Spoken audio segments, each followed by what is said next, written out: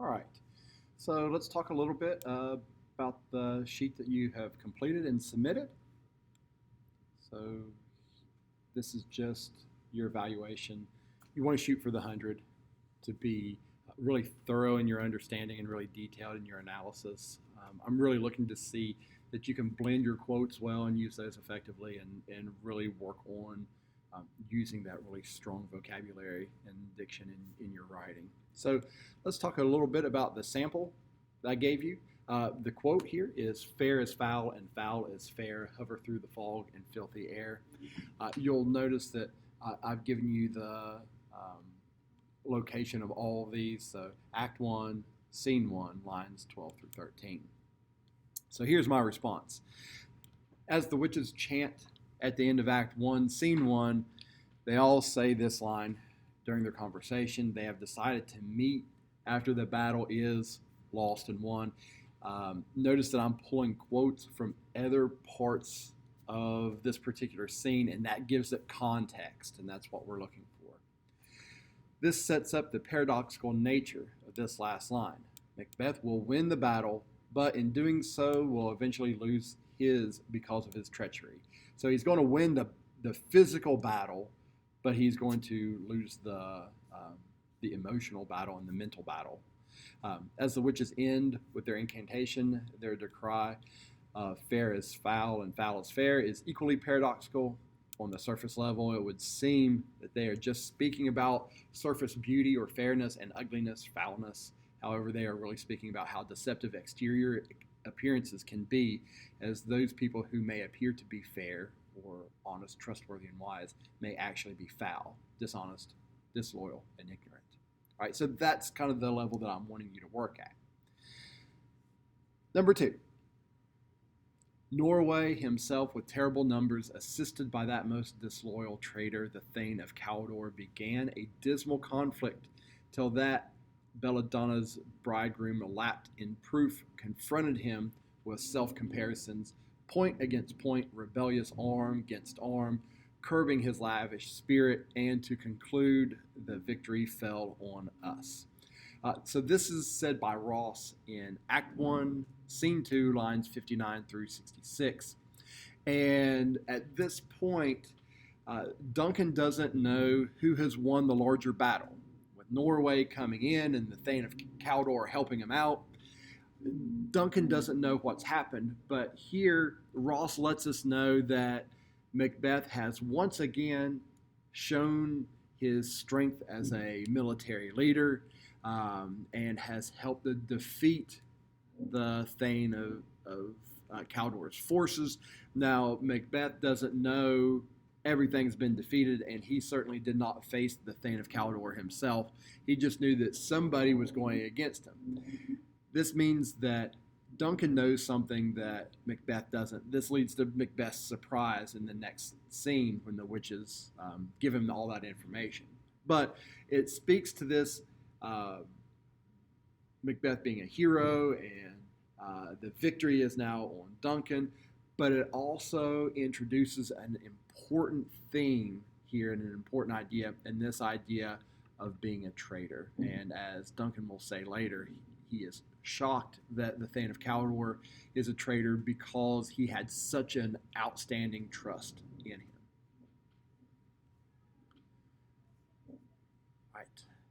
Number 3 is by one of the witches. This is in Act 1, Scene 3, lines 15 through 27. The witch says, I myself have all the others. The other witches have promised to give this witch a wind with which to torture a woman's husband with. The woman had insulted one of the witches. It says, all the quarters that they know in the shipman's yard, I'll drain him dry as hay. Sleep shall neither night nor day hang upon his penthouse lid. So this man is a captain of a ship, and they want these winds to blow the ship off course so that he will be lost at sea. They won't have much fresh water, so that's drain him dry as hay. It will be in such dire circumstances that they won't be able to sleep. So sleep shall neither night nor day hang upon his penthouse lid. So his top lid will never be able to close, so he's not going to be able to sleep. He shall live a man forbid, so he's going to live kind of a cursed life. Weary 7 nights, 9 times 9. Shall he dwindle, peak and pine? Now, here's the really important part. Though his bark cannot be lost, yet it shall be tempest tossed. This lets us know that there is a limitation on the witches, that they cannot directly kill anybody. So his bark cannot be lost. Right? They can't sink his ship, but what they can do is it shall be tempest tossed or tossed by a storm. They can make his life miserable. So the witches cannot kill Macbeth, but they can do something to torture him. And it's important that you understand that what they plan on doing is activating his ambition. And because he's going to be really way too ambitious, that leads him to murder and all kinds of other things. All right, number 4 happens right after the witches have given Macbeth his prophecy that he is Thane of Glamis, will be Thane of Cawdor, and will be king.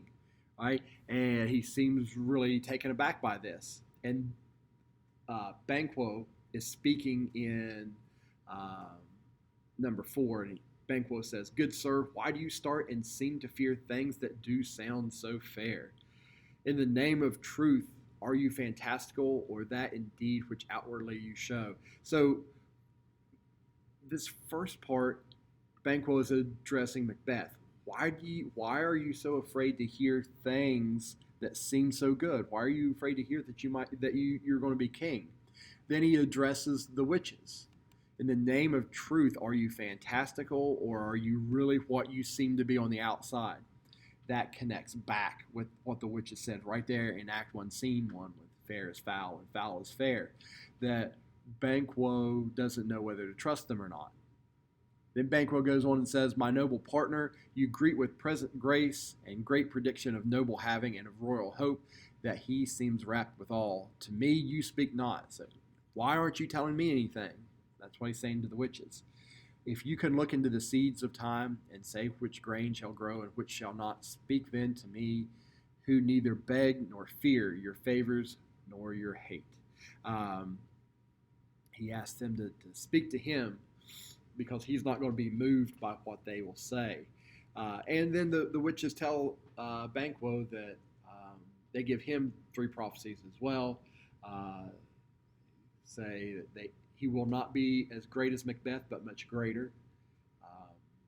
That he will be not as happy, but much happier. And that he will not be king, but that his descendants will be king. Now, Banquo is the ancestor of James I, who is sitting in the balcony right now watching the play. And so, that he will not be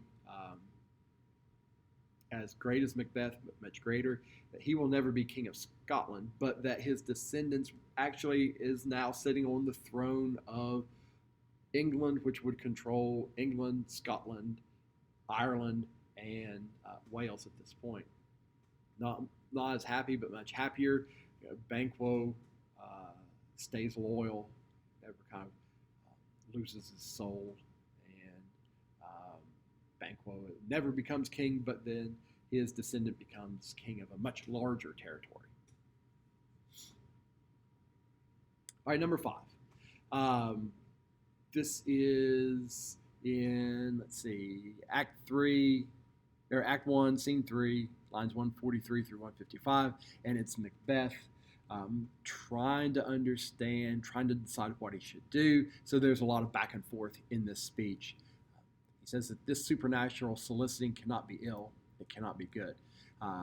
It can't be bad because I'm getting good news, but it can't be good because it's coming from witches, which represent evil.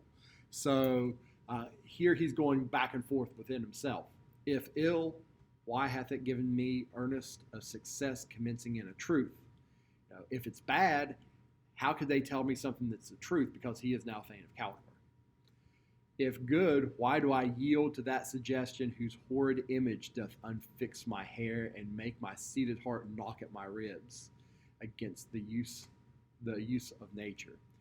He's saying, well, how could it be good though? Because right away my mind goes to a very dark place, and that's that once he gets this promotion, once he becomes Thane of Cawdor in addition to Thane of Glamis, this makes him really the third highest ranking person in Scotland. So he's really, really close to being king. And he starts thinking about killing the king here.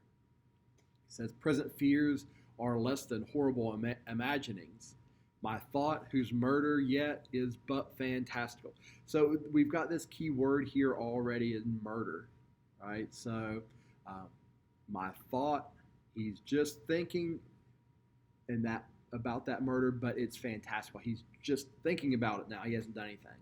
But it shakes so my single state of man that function is smothered in surmise, and nothing is but what is not. Here we've got that reference to fair is foul and foul is fair, and nothing is but what is not. So he's struggling. What should he do? Should he appear loyal and kill the king, or should he stay loyal but try to forget about being king? What should he do? He's really divided in this scene. All right, number 6 is Malcolm, and this is Duncan has just asked about the Thane of Cawdor and what's happened to him. And he knows that he's been captured. He's pronounced his execution, and he wants to know if it's been completed. And Malcolm comes in and says, my liege, talking about Duncan here, they are not yet come back, but I have spoke with one that saw him die, and did report that very frankly he confessed his treasons, implored your highness's pardon, and set forth a deep repentance. So the Thane of Cawdor confessed what he had done. He had asked for Duncan's forgiveness and was repentant because he realized what a terrible thing it is to betray his country. And Malcolm makes and says, he makes a commentary. He says, nothing in his life became him like the leaving it. He died as one that had been studied in his death to throw away the dearest thing he owed as 'twere a careless trifle. So he began to understand the depth of his treachery and what that meant, and what it meant to throw away his life over something that meant nothing. All right, number 7 is a series of really important quotes from Lady Macbeth. 7, 8, and 9 all come from Lady Macbeth. So 7 is after Lady Macbeth has just read a letter where Macbeth has told her what it is that he has heard from the witches. Lady Macbeth is going to give her reaction. And she says, Glamis thou art, and Cawdor, and shalt be what thou art promised. You are Glamis, now you are Cawdor, and you will be king. Right? She's excited because that would make her queen. Yet do I fear thy nature. It is too full of the milk of human kindness to catch the nearest way. She is afraid of this part of him, that he is too nice, he's too kind to catch the nearest way, and the nearest way would be to murder the king. She says, thou wouldst be great, art not without ambition, but without the illness that should attend it. She says that he is great, he has ambition, but he doesn't have the evilness within him that he needs in order to become king. And that's what she wants to bring out of him. She says, what thou wouldst highly, that wouldst thou wholly. She's saying that he only wants to get what he can get on the up and up, but she wants him to get all he could possibly get. And so she's fine with him wrongly winning the kingship. She goes on to say, thou dost have great Glamis, that which cries thou, thus thou must do if thou have it, and that which thou dost fear to do, then wishest should be done. Then she says, hie thee hither, come here, Macbeth, that I may pour my spirit into thine ears. She's going to talk to him and convince him that murder is the thing that he needs to do. And chastise thy valor or courage with my tongue, all that impedes thee from the golden round. She's going to explain to him what he needs to do to get this golden round. And that, of course, is the golden crown of kingship, which fate and metaphysical aid doth seem to have thee crowned withal. So she says she believes it's fate, and that the witch's metaphysical aid will lend them and give them the opportunity to be king and make her queen. All right, 8. A messenger has just told her that Duncan's going to come tonight, and Lady Macbeth, after the messenger leaves, says, the raven himself is hoarse that croaks the fatal entrance of Duncan upon my battlements. Now, we've talked enough about blackbirds to know what that symbol means, right? It's a raven, and then it's further emphasized by croaks the fatal entrance of Duncan. And we see that my battlements. She feels that this castle is hers. Now she does something that's interesting. She says, come, you spirits that tend on mortal thoughts, unsex me here and fill me from the crown to the toe top fullest of direst cruelty. So if you think about who she's talking to, these evil spirits that she's calling into herself to unsex me here, she wants to do something masculine. In this case, she's wanting to murder the king. And she's asking these evil spirits to fill her from the crown to the toe top full of direst cruelty. She wants to be made evil, right? Make thick my blood, stop up the access and passage to remorse. Make me not feel it. She's asking that these evil spirits to take away any sense of remorse that she would have. That no compunctious visitings of nature shake my fell purpose, nor keep peace between the effect and it. Come to my woman's breasts and take my milk for gall, you murdering ministers. She wants to have any kind of sympathy or any kind of humanity taken out of her, and she wants hatred and cruelty to fill her completely. It says, wherever in your sightless substances you wait on nature's mischief, come thick night and pall thee in the dewless smoke of hell, that my keen knife see not the wound it makes, nor heaven peep through the blanket of the dark to cry, hold, hold. She doesn't want anyone to find out what she's doing. She says, don't even let my hand or the knife that I'm going to use see the wound that it makes. Hide everything, and don't let anything happen that would cry hold. In other words, that would interfere with her plan. All right, number 9 is another one from Lady Macbeth, and Macbeth has come in, and she's just asked, when is Duncan going to coming? And then he says, today. And she asks, when's he leaving? And he says, well, he's planning on leaving in the morning. But then Lady Macbeth has this speech, and she says, oh, never shall suns that morrow see. In other words, he is never going to see tomorrow. She's announcing that she wants Macbeth to kill Duncan.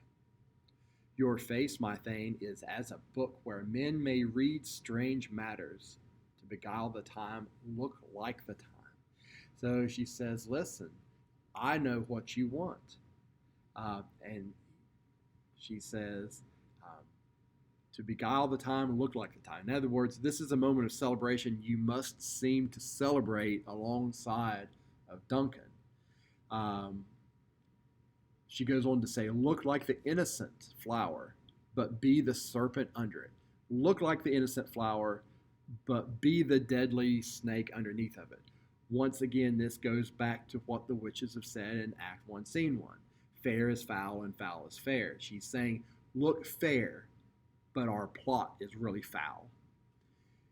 He that's coming must be provided for, and you shall put the night's great business into my dispatch, which shall to all our nights and days give solely sovereign sway and masterdom. So she says, let me plan out the murder. All you have to do is go through with it.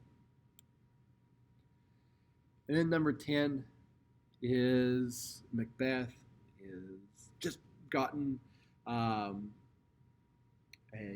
another ring. He's talked to Banquo, and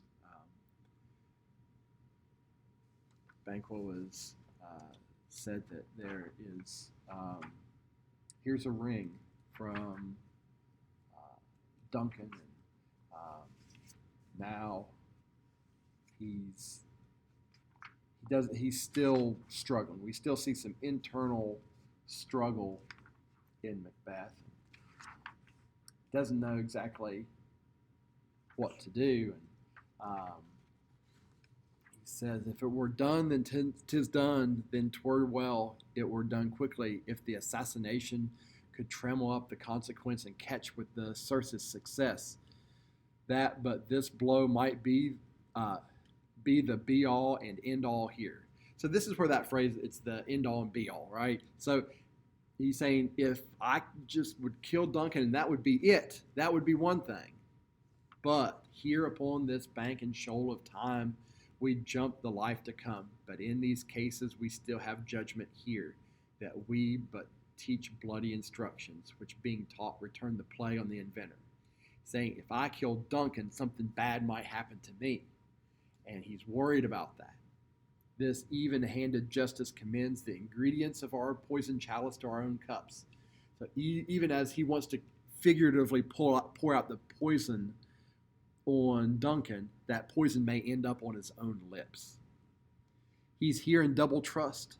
He says that Duncan trusts me in two ways. I am his kinsman and his subject. So he's both a distant relative and he's under the king's leadership. And it says, who should against this murder shut the door, but bear the knife myself, not bear the knife myself. Besides, this Duncan hath borne his faculties so meek, hath been so clear in his great office, that his virtues will plead like angels, trumpet-tongued against the deep damnation of his taking off. So he's saying, Duncan has also been really kind to me, and he's under my protection here in my house, and I should not be the one killing him. And he's afraid that this will change everything. Says, upon the sightless couriers of the air shall blow the horrid deed in every eye, that tears shall drown the wind. I have no spur to prick the sides of my intent, but only vaulting ambition which overleaps itself and falls on the other. He says, this is ridiculous. I shouldn't kill Duncan. The only reason I'm thinking about it is my own ambition. So he doesn't want to do this. Now, number 11, I'm asking you to look at the end. And this is where he tells Lady Macbeth, we're not going to go through with this. And Lady Macbeth really turns the tables on him. And she says, was the drunk hope wherein you dressed yourself, hath it slept since, and wakes it now to look so green and pale at what it did so freely? Are you such a coward now? You talk a big game, but now that it comes down to it, now you're changing your mind. From this time such as I count thy love. So, maybe you're changing your mind about how you love me. This is the first way that Lady Macbeth is kind of trying to manipulate him. She pricks at his pride, and now she's turning it back on. Now it's personal. Like, you've promised me this, and now you're lying to me, instead of what he should be thinking, and that, where his loyalty should really lie. Macbeth then returns with, I dare do all that may become a man, who dares do more is none. He's saying that he really is a man, and that his pride is intact. And Lady Macbeth said, what beast was it then that made you break this enterprise to me? Why did you even tell me about this? Why did you even tell me about this idea that you had about killing Duncan? And she says, when you told me about that, then you were really a man. Um, and she goes on to say, in probably one of the cruelest lines in all of literature, she says, I have given suck and know how tender 'tis to love the babe that milks me. I would, while it was smiling in my face, have plucked my nipple from his boneless gums and dashed his brains out, had I so sworn as you have done to this. She says, I've nursed children, but if I would promise you to do this, then I would take the child off my chest and bash its brains in. We really see that she is really now full of this cruelty that she asked for. And then Macbeth says, if we should fail, and the key word there is if. And once he says if, Lady Macbeth knows that she can turn him. And Lady Macbeth says, we will not fail, but screw your courage to the sticking place. She says that Duncan is guarded by the guards. She's going to get the guards intoxicated. And then Macbeth will take the guards' knives and murder Duncan with the guards' knives so that the guards will be blamed for his murder. After this, Lady Macbeth says, who dares receive it other? As we shall make our griefs and clamor roar upon his death. We're going to pretend to be really sorrowful and tore up about Duncan's murder, but it will look like the guards who have done it. And Macbeth then says, I am settled and bend up each corporal agent to this terrible feat. Away and mock the time with fairest show. False face must hide what the false heart doth know. Once again, this is another reflection back to what the witches have said. He says, false face must hide what false heart doth know. They're going to go back into the party. They're going to look and pretend like they are really caring about Duncan, but now they are both determined to kill Duncan and take part in this murder. All right, so that's really Act 1 in a nutshell. These are some key quotes, and it's really important for you to understand how to work with these quotes. Part of your test at the end of this unit will be to look at quotes, figure out who said them, and look at some of those examples to figure out who said them, and also figure out exactly what it is that they're saying.